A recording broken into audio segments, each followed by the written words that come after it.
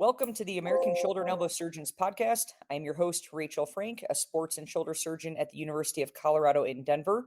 Before we get started, I should mention that the views expressed in this podcast do not necessarily reflect the views of the American Shoulder and Elbow Surgeons Society, the University of Utah, the University of Colorado, or the institution of our guest. We have a very special episode for you today, one of our most popular episodes, Giant in the Field. And our giant today is a surgeon who needs no introduction. I'm going to give you one anyway, but really he needs no introduction. Today's guest is superstar orthopedic surgeon and a true giant in our field, Dr. Gus Mazzocca. Dr. Mazzocca is the medical director for Mass General Brigham Sports Medicine and is chief division of sports medicine at Mass General Hospital, previously at UConn, and really has done a lot. He has hundreds and hundreds of publications, millions of dollars worth of grants. He's won more awards and has more titles and roles than we can really cover in the podcast, but we're going to try to get to a bunch of them. Dr. Mazzocca, welcome to the podcast. Thank you, Rachel. All right. Well, thank you. I think everyone on this podcast knows who you are, and I'm pretty sure understands the incredible contributions that you've made over the last several decades to sports medicine and shoulder and elbow surgery. We're going to get to all of that, but first, I'd like to ask you about some things that our listeners may not know, starting with your background. You've really done a little bit of everything. In fact, when I was doing some background work on this, I was surprised to learn a few things. Lacrosse college coach, working with NASA, and then ultimately becoming a physician and a surgeon scientist. Tell us a little bit about these roles that you've had that probably our listeners are going to be less familiar with. I'm particularly interested in collegiate Division I coaching, as well as your work with NASA. So it goes back really to, I think, organic chemistry, which I received a C in at Denison University. And then the pre-med advisor at that time really thought that there was no chance of me getting into medical school, and had said the only chance I had was going to a foreign medical school. And I was so ill-informed at that time that I said, have you seen my French grade? Like, if I can't make it in English, why are you sending me to a foreign land? So I went and started getting my master's degree in physiology, exercise physiology at Springfield College. I had played lacrosse in college and was assistant coach at Springfield College in the fall, in the University of Hartford, which had a team, but they had gone from Division III to Division I. So when your basketball or your football team goes into Division I, then all the other sports have to go to Division I. So they had to have the lacrosse team go to Division I, but they really didn't have a budget for Division I. So I was by far the most, economical choice that they had at that time. But that's how I got the job at the University of Hartford, which the value pick there. Yeah, yeah, absolutely. So yeah, I did that for 3 years, and while I was there, so it was great. Okay, I want to get back to that in a minute because I want to hear what you think from your experiences, the parallels on coaching Division I athletes and coaching your residents, your fellows, and your young faculty. But before that, tell us where NASA comes into play here. So what happened was, as I was coach at the University of Hartford, I was still getting my master's degree. And my major advisor ended up taking a job down at NASA as they were developing kind of their long-term space flight and space station work. So they were worried about muscle atrophy and bone density. So my research in exercise physiology was on muscle atrophy. What really my interest was, when you would lift weights and work out and then you'd stop working out, why did you lose strength? And was it actually a loss of strength or loss of endurance? And that actually boded, really kind of mixed well with what the Johnson Space Center was looking at that time. So he went down there. I went down there as like on a visitor pass to help move him in and stuff. And then I just kept showing up to work. And then finally, because of the security risk, they had to hire me. So that's how I got my job at NASA. Unbelievable. Do you still so tell us, how long did you stay with NASA, and then how did that get you over to orthopedics? Um, so that really didn't get me over to orthopedics, but I think I was down at NASA, I want to say for 3 years.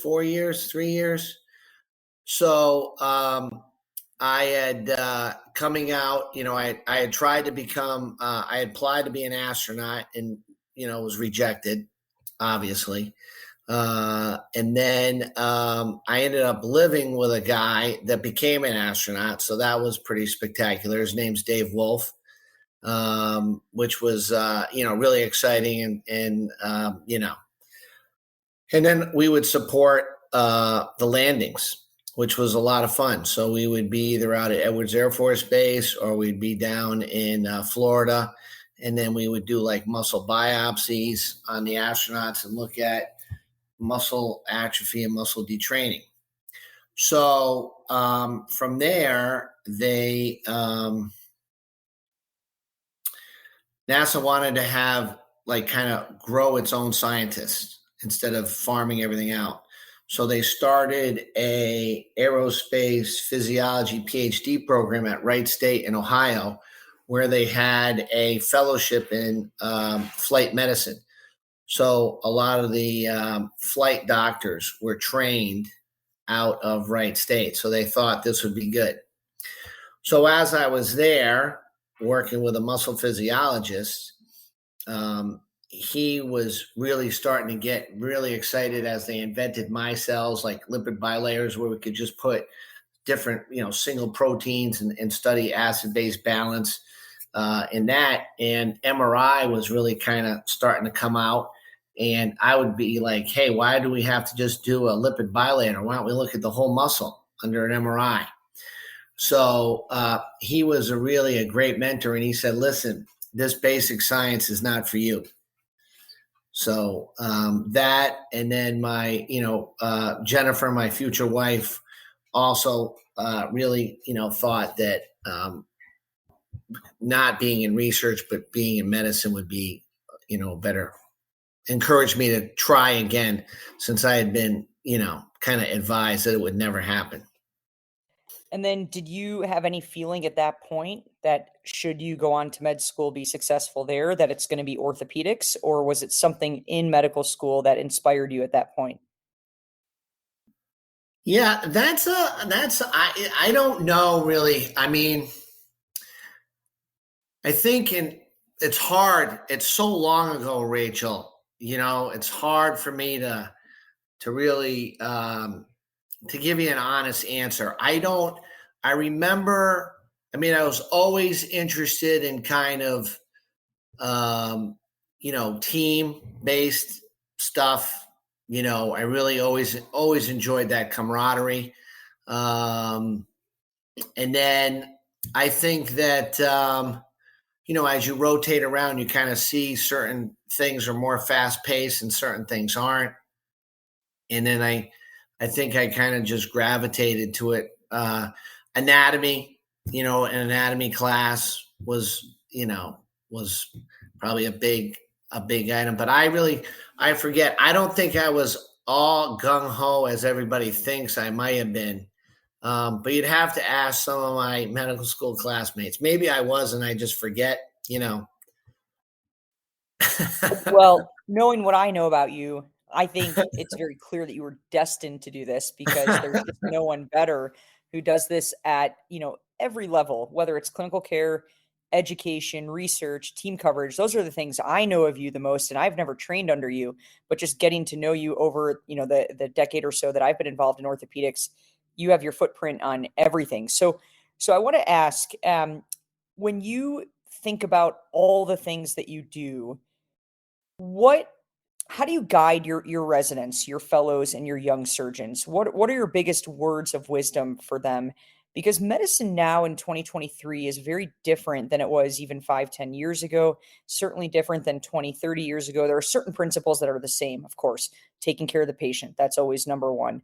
But how we practice medicine, what we're going into, how we get paid, et cetera, all that's just changing and evolving by the day. So, how do you approach your young trainees and young surgeons on your faculty with words of wisdom? What do you tell them to be successful? Um, that's a good question. I think that I think it's different for a lot of different people, and I think that really you have to be thoughtful on what's important to you as an individual. And there's a lot of things that sometimes people respect and sometimes don't respect, but I think we have to respect what's important to all individuals. And, you know, you have to definitely have passion for what you're interested in. I think that it's all of it is too hard to do if you're not passionate about it. Like it's not a good job if you're not passionate about it. And there's other avenues, right? Like you can punch out and you don't have to do surgical. You don't have to do, you know what I mean? Like, business. There's a lot of avenues for people to, punch out if they're not passionate about taking care of patients and operating. But also same is true for education and same is true for research. And I would say, like, I have a great passion for education, like organizing it, trying to make it better. But I really don't think I'm a very good teacher in the OR. I think that's a big weakness of mine. Um, and that bothers me and worries me. I try to work at it a little bit. I'm in a completely different role now where I am. So I don't have as much exposure to, either the residents, the fellows, or the medical students yet. I'm sure that's going to, that'll change. That's got to change from a granular level. But I think that's probably a biggest weakness of mine. You know what I mean? I think that I like research because of the camaraderie. Everybody thinks, you have to be really smart to do research. I don't think you have to be that smart to do research. You just have to be able to identify problems and then get a bunch of people that are all excited and communicate, and everybody can solve it together. That's what I like. That's a lot of fun for me. I think I've gotten too much credit for the stuff that we've done as a team. So there's a lot of different people that come up with all kinds of different ideas and thoughts, and you start putting that together. And then, but I think having a large team for that. But I think as far as words of wisdoms, Rachel, would be you have to have passion and then follow that passion. And there's all different avenues for that too. Let me ask, because something you just said really hit home with me, and I think it's something that probably a lot of people feel and may not be willing to admit, but you've been, around this field and around all of us for a long time with your interest and passion for education, but you feeling like maybe you're not the best at education in the OR. What makes you say that? Because I've worked with a lot of people who've trained under you who absolutely have amazing things to say, but I feel that that is one of the things that many of us want to be, especially young surgeons, we want to be so good at. We want to be known as the best doc to work with in the OR, the residents. We want the residents, fellow students to love us. And we really think of ourselves either in a good a good way or a bad way based on that, when that may not necessarily be healthy. What makes you say that? Is it you're handsy and you like to do the case, or tell us? Because I feel similarly, and I'm in a different point in my career than you, but I'm curious because I want to learn from your wisdom here. We may have to edit this part out. No problem. Let me make a note here at 7:18. We may have to edit this out. Okay. No, I think that I think there are surgeons. I think there are great surgeons that can get anybody out of any problem. One of those that we both trained under is Dr. Romeo. That guy can let you go and you could make a huge mess, and he could come in within 7 to 12 minutes and fix a lot of things pretty quickly. And I think those are, and I'm sure there's way many more, I would say, kind of Bob Arciero is another mentor of mine, is very similar to that. Like just really understanding what's going on, 3-dimensional ability, where I don't, you know what I mean? Like I don't have that natural ability. There's a lot of things that I really have to practice a lot at to get good at, and I worry about things not being as good as they can be because of me. So I think that I don't have the ability, like I almost feel confidence-wise that I barely have the ability to do it as perfectly as I can. And then if there's any kind of off, that's going to be hard for me to make up for that. So that's where I worry about. So yeah, I would say that I am probably handsy, and then, but I will say this, that I've had fellows that were probably better than I was surgically, where I felt confident. Like if someone can do it better or has, I would say one area that I really struggle with that a lot of people know is the humeral cut on a total shoulder. Like I ask a lot of surgeons what they do, how they do it, what their tricks are. And they always kind of, look at me a little quizzically because it's not that big a deal for most people. But I always worry about, what that angle is, what the version is, which the inclination is. And some people are really good at cutting it and some are not. So that's something that I saw the difference in a lot of different residents or fellows based on that. So I would always kind of drill pins because I wanted to see the version, but it was also a nice safety. Like you couldn't really mess it up if you had the pins there. So, but that's kind of, I think there's a lot of it is my confidence, which I try to work on. I know that's an issue. I think my confidence and my ability probably impairs my ability to be a better surgical teacher, but I really like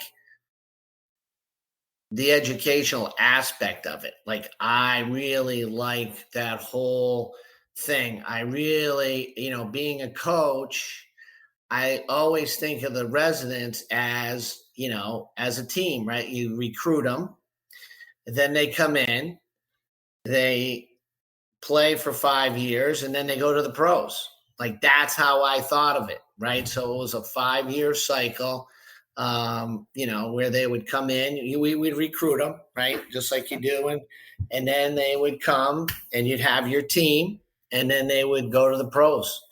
And then you'd see them in the pros, right? Like that'd be fun to see. So I'd say at the place I'm now is a lot different because it's so big.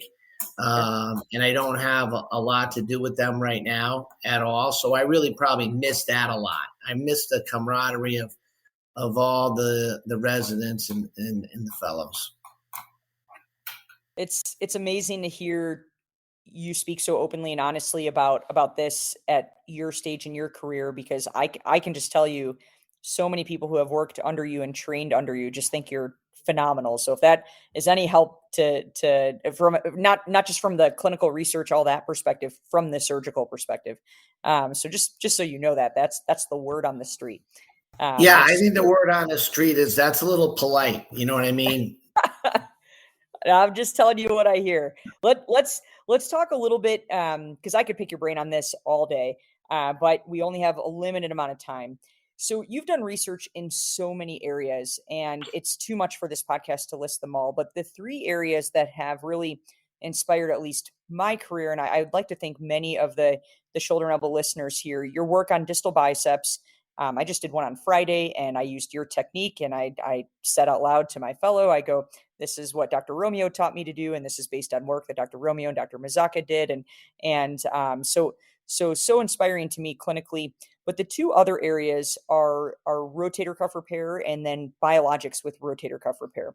So let me ask you, because you have an amazing ability to think of techniques in real time, such as using bursal cells potentially mixed with a blood-based biologic like PRP, and then implementing that in real time, time equals zero, before we necessarily have clinical data to support the use. But you're studying this concurrently. You're studying the clinical outcomes. You're studying the basic science. Where do you think the future of this is? I mean, it's impossible to say for sure, but where are we going with rotator cuff repair and biologics? And what are your strategies for keeping up with the research in real time when industry is pushing us to use the products faster than the papers come out? I do think that, the rotator cuff repair, it's not, we used to brag about it to our patients, that we were doing all this research in it. It was a big thing, like, oh, we researched this a lot. But now I joke that it's, I've been doing research on it to try to get the tendon to heal a bone for 22 years. So now it's becoming pathetic because we really haven't changed much. I do think that the economic benefit of returning people to work even a month or 6 weeks earlier than 6 months. So if we could somehow decrease the recovery time to 5 months or to 4 months after a rotator cuff repair, where we could send people back to work, that would be huge. And that's kind of, when I first got into this, Russ Warren, I was looking at revision rotator cuffs. That was my thing, because I was like, listen, if you can change the revision, the failure rate on revisions is huge compared to primaries. And Dr. Warren was like, listen, don't mess with the revisions because there's a lot of other things going on. You know what I mean? It's not just all biologic. There's biomechanical issues. It's really multifactorial. And he's told me then, concentrate on eliminating the failures in the primaries.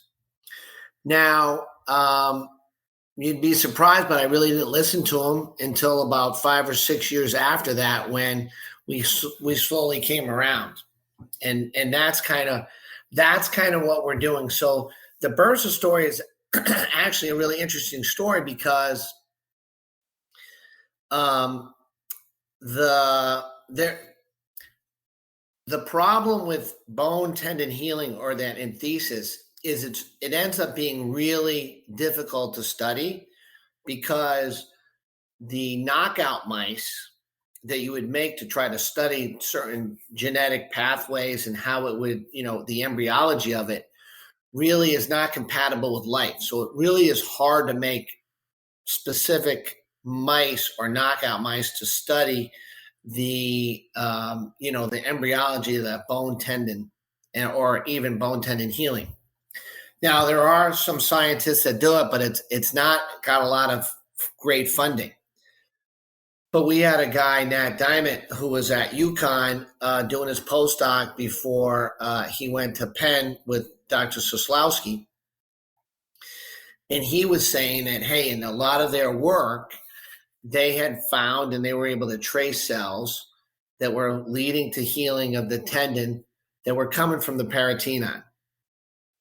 So I said, well, that's really interesting, right? It wasn't coming from the bone like some people think, and it wasn't coming from the tendon like some people think. It was coming from the peritoneum. So then I said, wow, well, like, where's the peritoneum of the supraspinatus? So we started looking at the peritoneum and supraspinatus, which it really doesn't have a big peritoneum like the patella tendon, or you know what I mean, or the Achilles. So we said, oh, it must be the bursa. So we started looking at the bursa cells. We started looking at their proliferative ability. We looked at if they could differentiate. Daichi Morikawa, who was one of our research fellows, did a lot of that early work. And just like I said, like you have a huge team that all had different ideas on how to look at this, and it was really surprising that there were a lot of those pluripotential cells that were in the bursa and that were highly active. So that became exciting, and then we're like, wow, that's a pretty kind of cost-effective, easy way, especially with all the talk of the FDA and transplanting tissues from different areas of the body, and the concern about what's going to be approved biologically and what's not going to be approved biologically. So that kind of made a lot of sense. So that's why we've been going on. I think it's kind of a really kind of fast, easy, makes sense. You have to get rid of some of it to see it. There's a lot of surgeons that have left the bursa that have known this. This is not new. This is not new in any way, shape, or form. So there are a lot of people that don't take a complete bursectomy, leave a lot of that bursa or keep the bursa there because they realize that it did have some healing ability. But anyway, that's the bursa story. So do you think, looking 5, 10, 20 years into the future for cuff, do you think for primary cuffs, maybe in higher risk patients, but primary cuffs, where we know healing is challenged, be it due to they smoke or they have medical problems that potentially prohibit good healing, or they just have a bad cuff, or it's just bad luck, whatever the factors might be, do you think that the future is putting some sort of autologous biologic substance, be it bursal cells or other, into that cuff? Is it better anchors? Is it some sort of biologic suture material within the anchors or to supplement the anchors? Is it a patch? Is it what is it that's going to become the standard of care? Because certainly what we're doing now cannot remain the standard of care with failure rates, that are just still unacceptable. And every company, every lab is trying to push the envelope with improving cuff repair. What do you think is the future in the next 20 years for the standard of care for a primary cuff? And I'm not talking about the small to medium traumatic cuff tear in a 40 to 50-year-old. Those I think we know are going to heal no matter what you do, hopefully. But kind of the more acute on chronic or chronic cuff tears that you want to fix, you don't want to do a reverse, you don't want to do an SCR or something like that. Yeah, I don't know. I think mechanically, we've done a lot of biomechanical work, and I think mechanically that's not the problem. Yeah. Do you know what I mean? Like when you go in and operate on failed rotator cuff repairs, I find more times than not that the anchor's in place, the suture loop's in place, the knot's in place, and the tendon is, medial to the glenoid. Yeah. So I don't really, maybe I'm wrong, but I don't think mechanically we need, and listen, absolutely, industry will keep improving, keep making improvements, which will be great, right? Like that's what their job is. Right. Like, sure. How many kind of different types of cars do we need? How many more chicken sandwiches do we need? Like, you know what I'm saying? Like, yeah, that's what we are, right? Like we're about improving, making things better and giving people more options. So I don't think that's bad. I think that, kind of partnering with industry is actually a good thing. I know academics really kind of doesn't like it so much, and I know there's huge conflicts. But I think if the conflicts are transparent, that industry is a really good partner to work with. I had the good fortune to work with Arthrex for a long time, and I think that they provided us resources that we couldn't have gotten from any other place. I think they also companies are really interested in education, and they can provide a lot of resources. So I think, working with companies and listen, knowing that there's conflicts there and making sure those conflicts are transparent. But I think when the conflicts are transparent, then it's okay. Like, you know what I mean? Like, I don't know. That's where I stand on it. Like, if you know what the conflicts are, and that those people that are reviewing your papers, or they know the conflicts, and there you can be critical. That's the beauty of the peer review, right? The peer review. That's why we're always so desperate to publish our work, because we knew we were on the take. We knew we were on the, not the edge, we were over the edge, right? Like, we were really all in on industry support, and we had to be able to publish our work. Otherwise we would be, really kind of not so impactful. So that was a big motivation for us. That became a big motivation to make sure that we would do kind of really straightforward and honest, and we'd be thought of as very transparent people that, represented ourselves in a way that everybody knew we were getting this industry funding, but that we were doing work that would be honest and portrayed honestly. So I think that's it. Your question was, what's going to happen to rotator cuff repairs in 20 years? I would say that I don't know. I know I know the senescent world is interesting. We're kind of petering around with that. We had one of our, medical students who, really took charge of that and really brought us into the senescent world. So I think that's an interesting avenue to go about, kind of the planned apoptosis or that type of thing. But I also think that, the next generation coming up will have different ideas. But I do think something's got to change. And I don't think it's mechanic. I don't know. And the problem is that, like I said, it's hard to know how that enthesis heals or forms. That's the problem, right? It's hard to study the basics of it since we don't know. So all we do is throw a lot of fertilizer on it. And sometimes the fertilizer works because it hits at the right time. And sometimes the fertilizer doesn't work. All right. Tell us, you're an innovator within all of orthopedics, in particular the upper extremity. You've had a lot of things go well. Has there ever been a time from a research perspective where you've thought of technique A or theory B or whatever it might be, and it was a bust? Tell us, have you ever had a moment like that, and how'd you deal with it? Those are all the time. That's all the time. That's not like I can't, you know what? Like, I had asked you, hey, is there anything I should prepare for?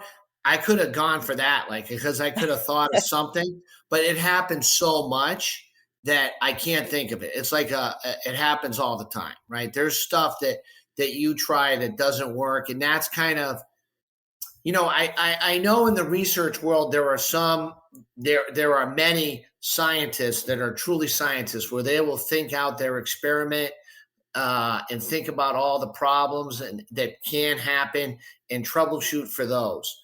That's not me. I'm kind of an action guy. We just start throwing things at it and watch stuff fail. And then okay, that doesn't work. Try this. Okay, that doesn't work. Try this. That's kind of what I enjoy, to be honest with you. Like I don't enjoy sitting by myself and thinking. I really don't enjoy that. I rather just be with a group of people trying to troubleshoot things and figure stuff out. So has there ever been a time when something's gone wrong? Yeah, constantly. Things go wrong constantly. Daily basis, they're going wrong. How do I deal with it? Just keep moving on. You know what I mean? We just keep, I have little sayings, just get some points on the board. We just need to get some points on the board. Let's just get a field goal here. You know what I mean? We'll regroup. So I love it. I've been a Ted Lasso fan, and one of his sayings is "Be a goldfish. Just forget about it and move on." Sure. And I love that. That's so. So you heard it here a lot for all the listeners. A lot of things sometimes don't work out well, but if you want a career like Dr. Mazzocca, keep pushing, get some points on the board, as he says. I want to ask you one more kind of researchy education question, and then I want to get a little bit into you, and then we're getting short on time, and I could stay here all night picking your brain, but I want to be respectful of your time. You work with a lot of societies. This podcast is for ASES, but like many of our ASES members, there's some overlap with what we do with ANA, with AOSSM, with ISACOS, et cetera, with the Academy. How do you manage being involved in all the societies, managing your time with that? Because you're involved in all the societies, and I'm sure you get asked. I remember I asked you to be part of our ANA research committee, and not only did you do that, but you were our most active member, despite being our most experienced surgeon, which usually doesn't go hand in hand. Usually the guys at the top, guys and gals at the top, don't do as much work, and you were always the first to review the abstracts, the papers, give comments. It was such a way to lead by example, so thank you for that. But I imagine you do that with everything you commit to, and you're involved in a bunch of societies. So how do you manage that? And for our younger listeners who may want to get into leadership in one society versus another, how would you advise them to go about that?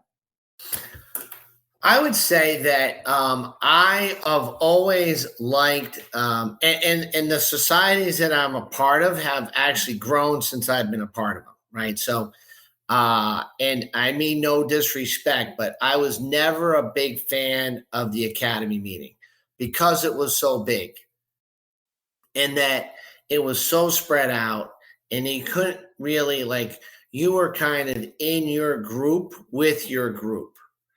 There was no translatability, or you weren't like mixing with kind of your idols. You weren't running into any of your idols at the Academy meeting. Like they were doing their own thing.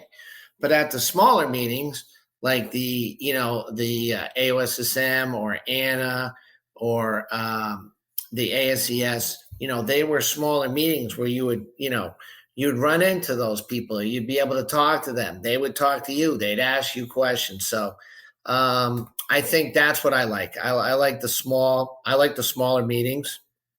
I would say I'm known for not being at the whole meeting, right? Like I never go to the whole meeting.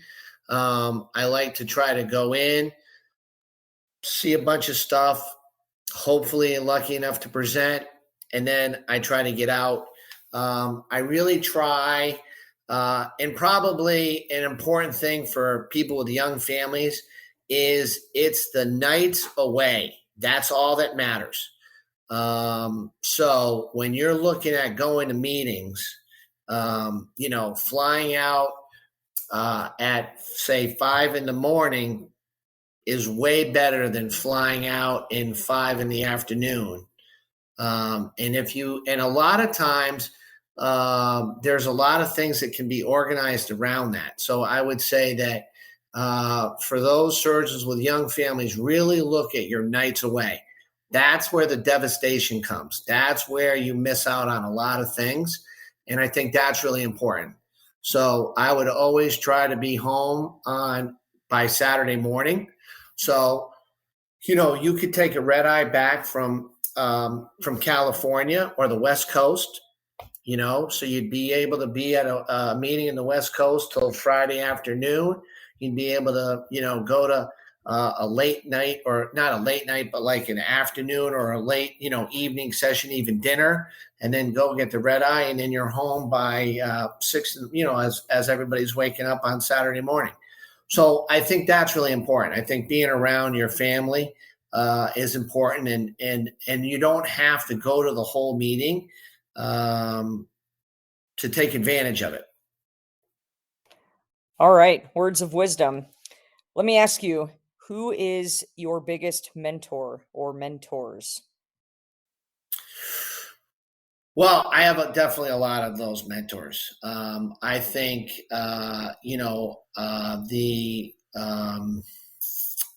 I'd have to say probably Bruce Browner, who, was able to in med school, get me into orthopedic residency. And then he was, hired me at UConn. So I think that was the first one. Tony Romeo, Bernie Bach, Chuck Bush Joseph, Brian Cole, like the whole Rush crew.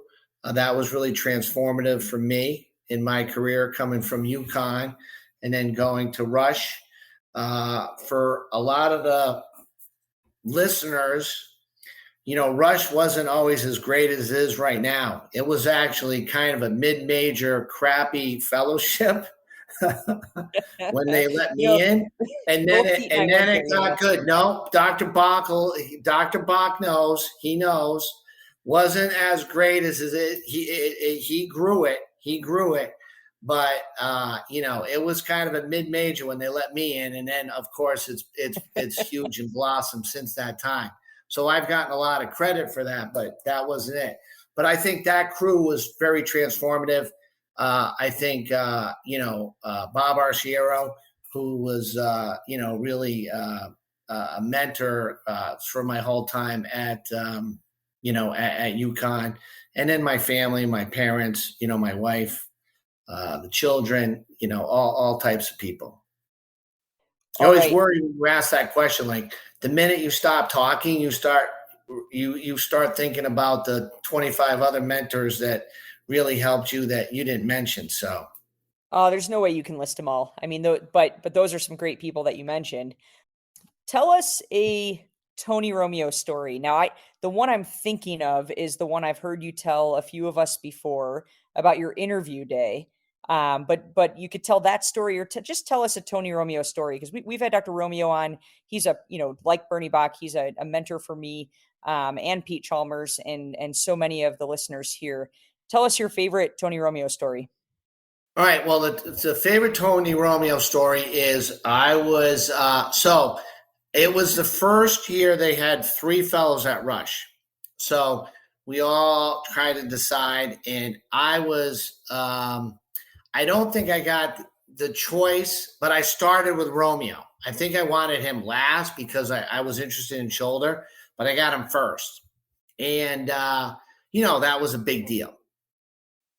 So, for those of you, Dr. Romeo does his thing. He's running 2 rooms. You're going back and forth.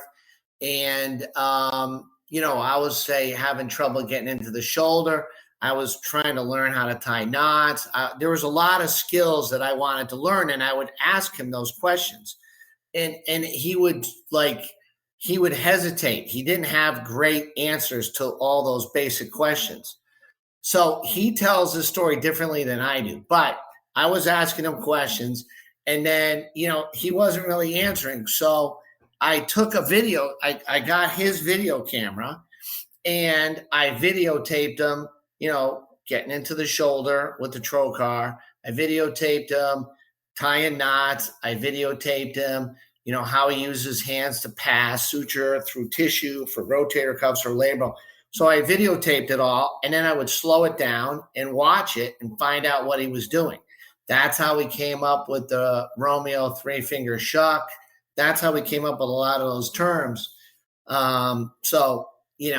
Videotaping Romeo do his thing. That's he tells it differently.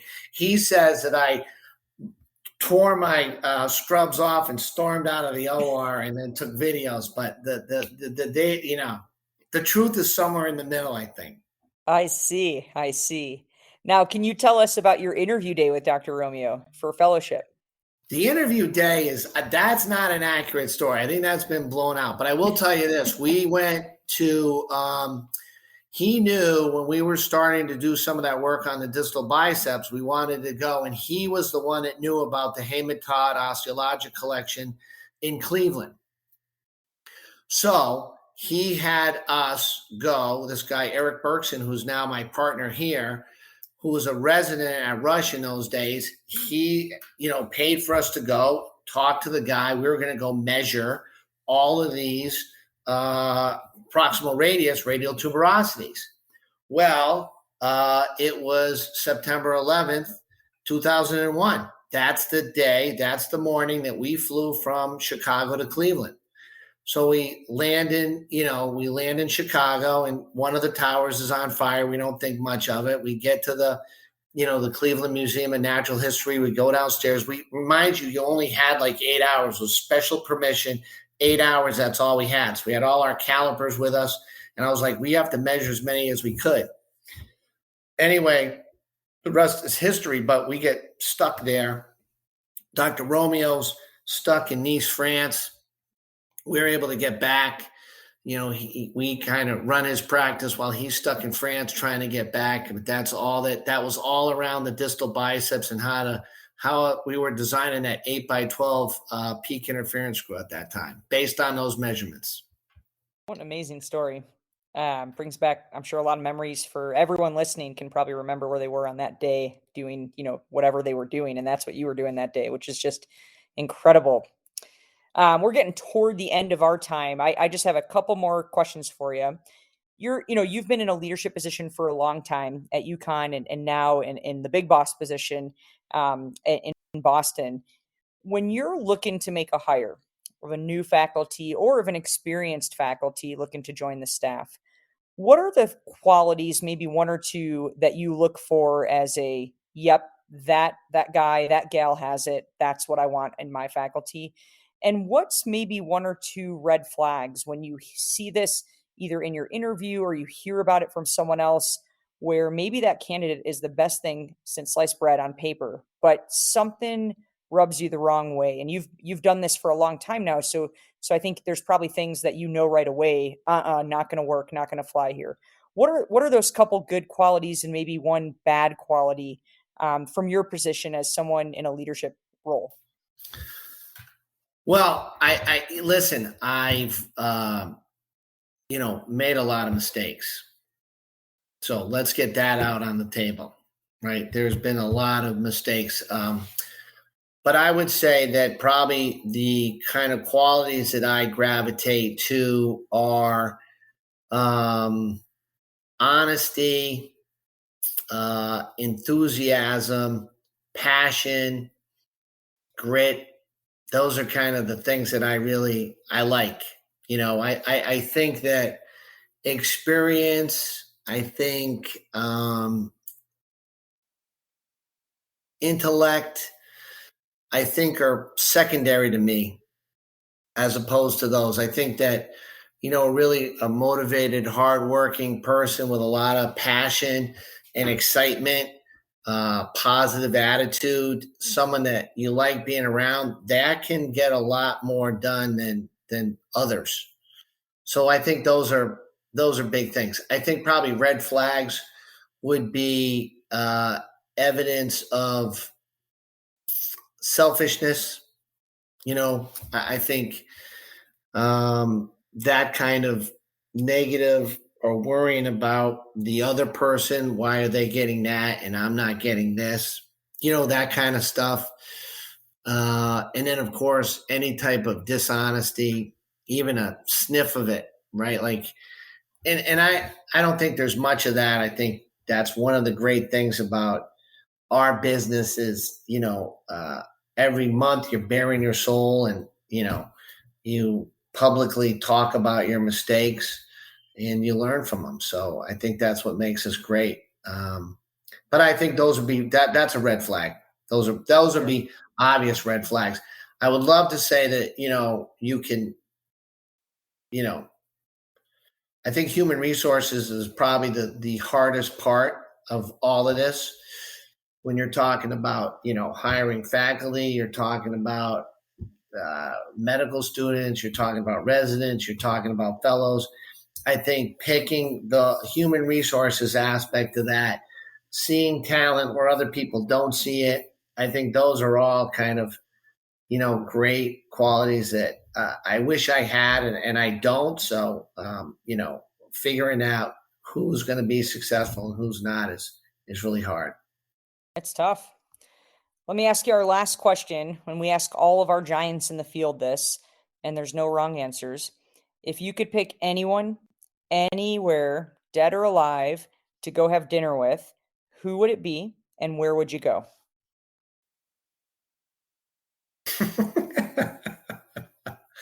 I'd love for you to say right now, Tony Romeo and Mark Cohen, like somewhere with the two of them, with you sitting right in the middle, and anyone who's trained at Rush will understand. But tell us, who would it be, and where would you go? Geez, that's actually stumping me right now. I can't. I don't have a.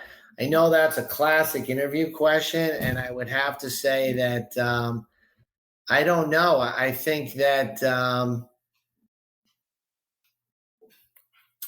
I think probably for me, um, having my whole family around is probably the greatest thrill. Like there's, Christmas, Thanksgiving, Easter, where our whole family and our whole extended family gets together.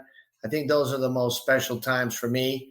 I know that's not really a clever answer or intellectually stimulating, but I really think that for me, it's those times when we're all together as a big group, like, we're talking 15 to 20 people, everybody talking and yelling, and it's loud. That's the best for me. That's what I Would love it the most. be at home, or would you guys go to what's your favorite restaurant? Oh no, yeah, it's always at home. No, no, All right. no. We're home. We're home people. And We're who's home. cooking? Everybody's cooking. That's the best part of it. All right. Everybody's got their own thing. Everybody's doing their own thing. Everybody's messing with everybody else's dish. So that's part of the fun. Sounds great. I'm gonna have to join next time. I'm gonna invite myself as Yeah, a you can't honorary make it. member. We're having a thing at Isocos, right? You're flying I home. know. I wish I could make it.